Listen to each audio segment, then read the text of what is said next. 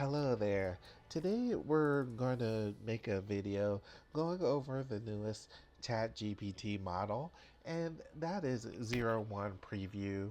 And I'm going to be seeing its capabilities and asking it some questions and seeing how it does. And I'll do a little comparison between the current model and the latest and best model. All right, without further ado, I'm going to get started. And so the first thing I'm going to do is, as you can see on the screen, we have ChatGPT 4.0 on there. And so right now it's the current model, but not the latest model. The latest model is actually 01 preview. And what's special about 01 preview it is that it uses advanced reasoning. And with the advanced reasoning, it's more like simulating it actually thinking before answering. So let's go ahead and ask the current model a question, and that question is going to be, if a train leaves station A at 9 a.m., traveling at 60 miles an hour, and another leaves station B at 10 a.m., traveling at 80 miles per hour towards station A, when will they meet? So, alright, and let's see what this model actually comes up with.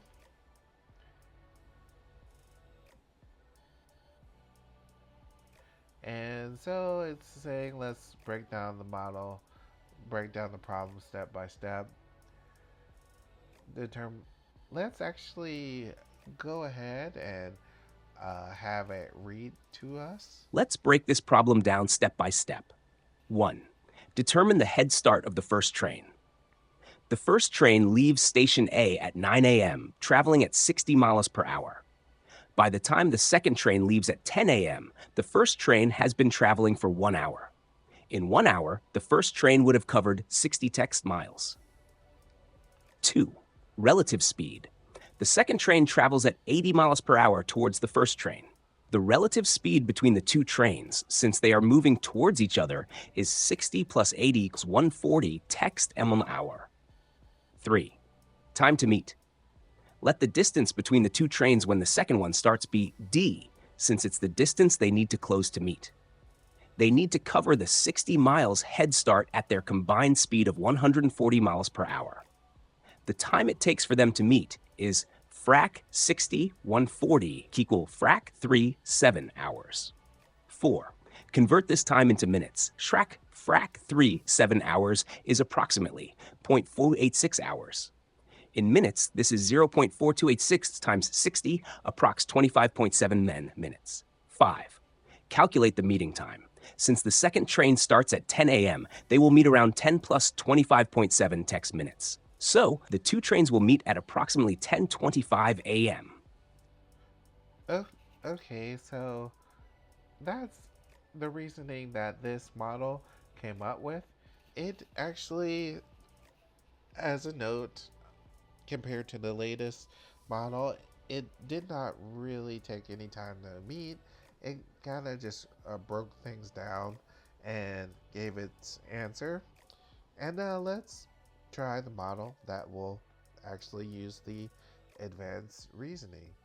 So I'm going to switch this to Chat GPT 01 preview, and I'm going to ask the same question. And actually, let me go ahead and make a new chat so that it can be fresh. And I'm going to go ahead and ask the latest and greatest 01 preview with advanced reasoning this same problem and see what it comes up with.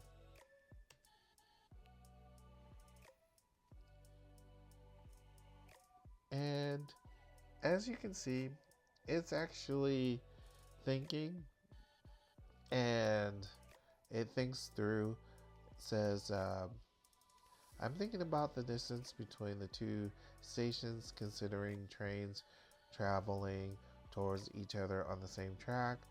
Okay, let me see. Without knowing the distance between the stations, pinpointing the meeting time is tricky.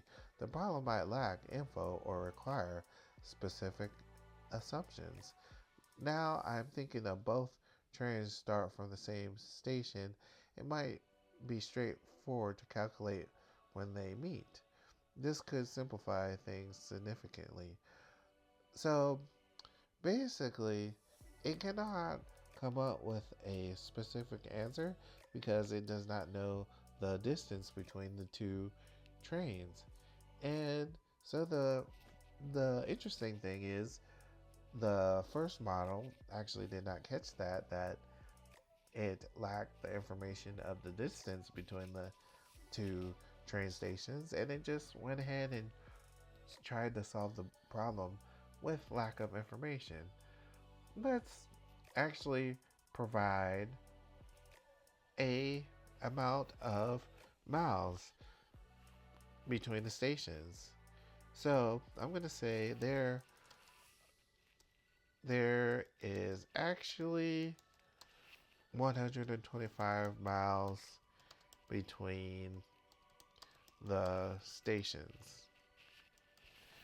Okay, so there's actually 125 miles between the stations. And so now it is thinking, setting the stage. So it actually shows each step that it thinks through in actual text. So setting the stage, we have two trains. Train one leaving at 9 a.m. at 60 miles per hour. It goes and thinks through that stage, analyzing train movements. I'm mapping out how train 1 starting at 9 a.m. and train 2 departing at 10 a.m. cover distances of 6 miles per hour and 80 miles per hour. So it goes on, and each step it thinks, and to determine when the two trains meet, will set up an equation. Now it actually goes into the equation knowing the accurate information that it needs. And so it looks like it builds its equation and comes up with the actual answer, and actually has a verification of the answer. And the answer, the true trains will meet approximately 10:27:51 on the dot. And so, all right, that's pretty cool. And so, with this example, it showed that if it thought through, it would have saw that there was missing information, and it used that little time to think to actually correct its approach. All right. And so I think that was a great example. Let me, ask it some other questions to see, what it would come up with. And let's ask it perhaps some opinionated questions and see if it can come up with perhaps a good argument for or against. And so I'm going to go ahead and ask it. I'm going to go ahead and ask it, discuss the potential benefits and drawbacks of remote work in the modern economy. So I'm going to go ahead and ask it that. And so it's thinking through.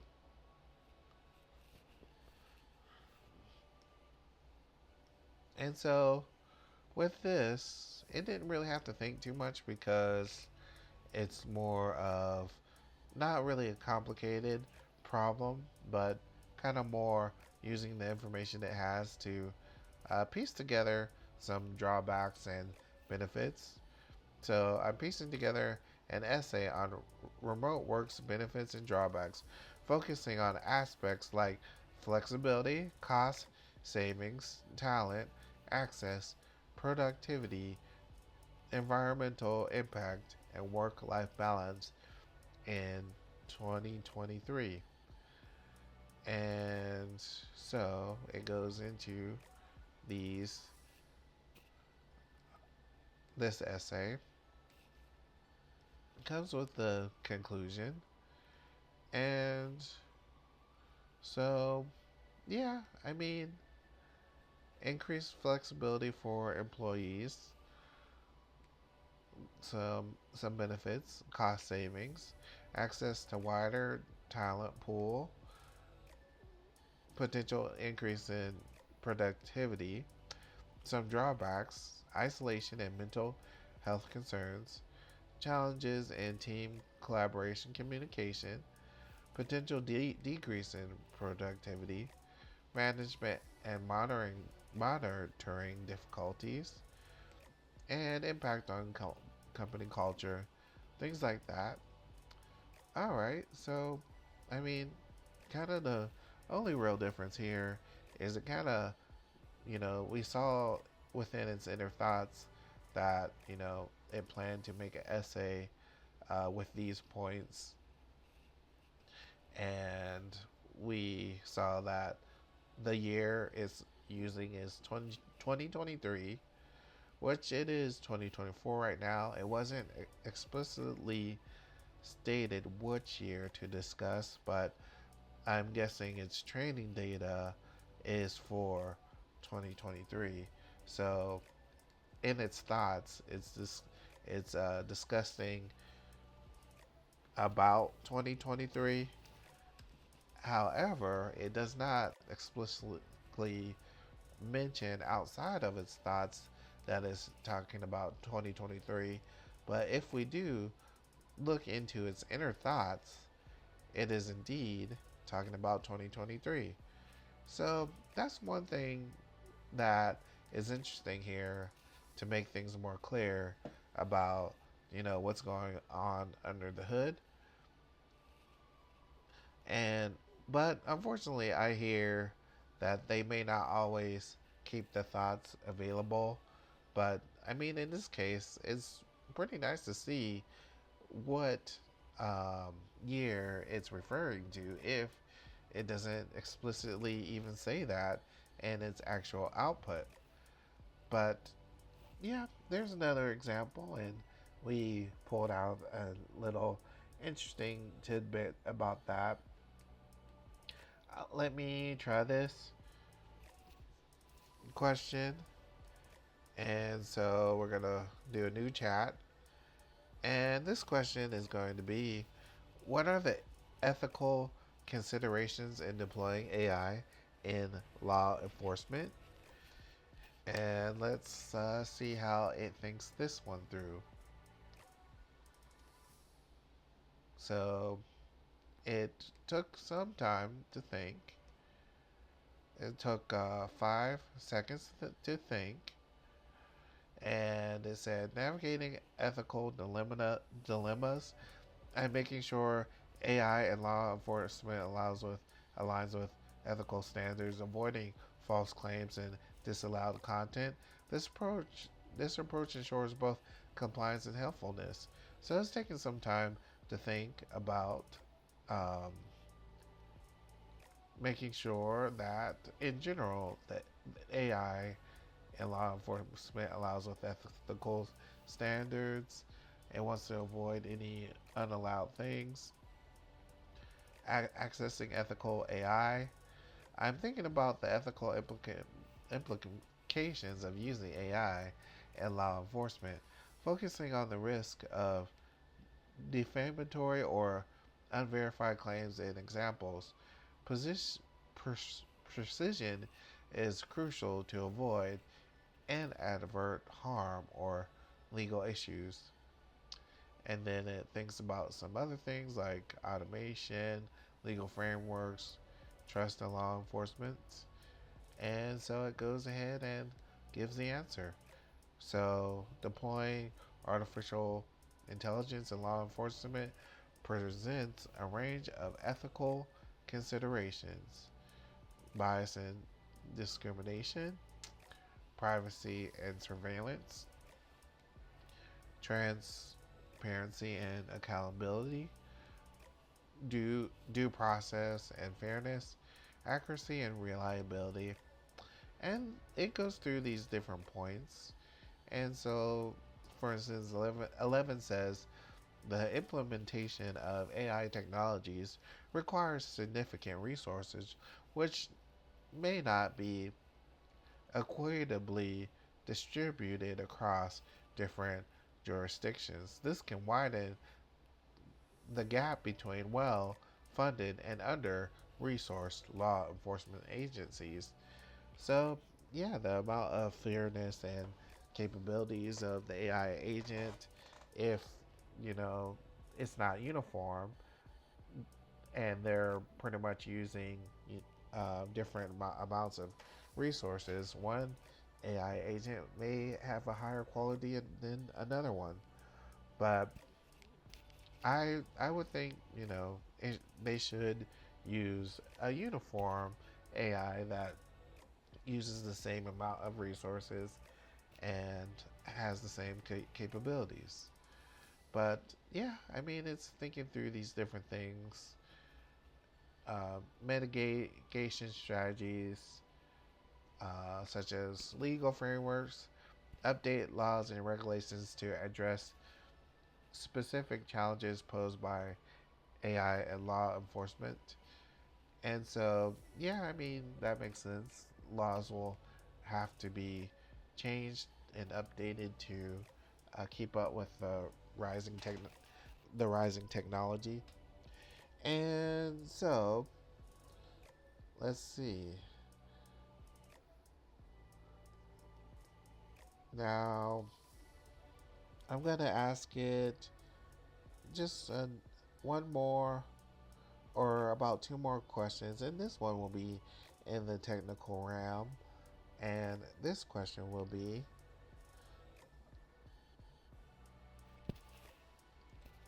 write a Python function to sort a list of numbers using the quicksort algorithm. Actually, I don't want it to use Python. I want it to use JavaScript.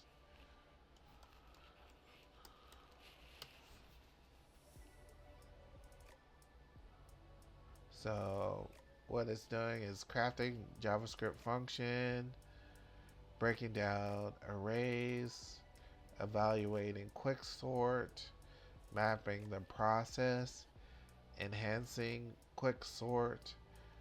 It says I'm working on an upgraded quicksort implementation in JavaScript. This version uses the rightmost element as a pivot, partitions the array around the pivot, and recursively sorts the subarray.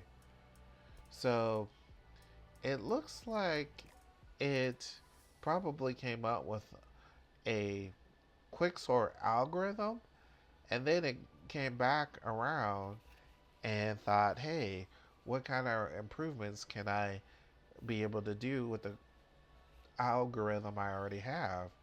So before coming up with a final answer, it actively searched for ways it could improve its performance.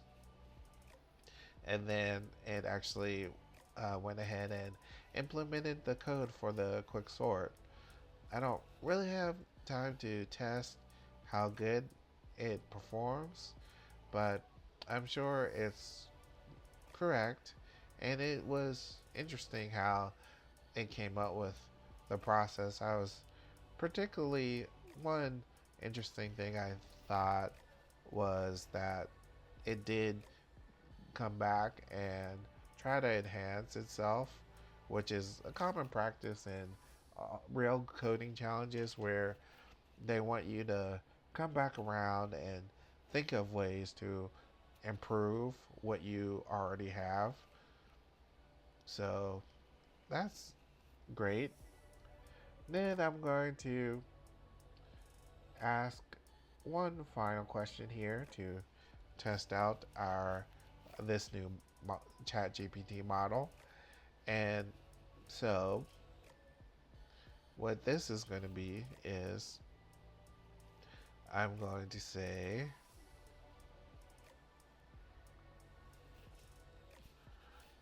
explain the difference between REST and GraphQL. And so it is thinking, laying out the differences. Laying out the differences. I'm comparing REST and GraphQL by covering data fetching, query flexibility, overfetching, versioning, then clarifying concepts. And I'm piecing together definitions of REST and GraphQL to solidify their foundational concepts. This approach helps shape the understanding of these technologies. Then shifting my approach, switching from REST to GraphQL involves rethinking data fetch, query flexibility, versioning, and performance. REST uses multiple endpoints and specific HTTP methods, while GraphQL streamlines these aspects. And so it goes into the answer. It looks like it goes ahead and goes over the definition of these two things. So GraphQL are two REST and GraphQL are two popular approaches for designing web APIs. REST has been the de facto standard for API development for many years, while GraphQL is relatively newer query language developed by Facebook in 2012 and open sourced in 2015. So GraphQL is from Facebook, so it broke down the definition. Then it compares the two here, and so yeah, I mean it goes through a detailed explanation, and with the enhanced reasoning capabilities, it is probably a bit more refined because it wanted to, first of all, clarify the concepts and then start comparing the two, and so that it can explain better. But anyway, that's all the tests I'm going to do for now. And in my opinion, I think this is a pretty interesting model, and I can't wait for these models to improve more and more. And I thought it was pretty cool that it actually simulated thinking in its own way. And I think, things will only improve and get better and faster as time goes on. And alright, if you like this kind of content, please subscribe to the channel, like this video, and until next time, peace.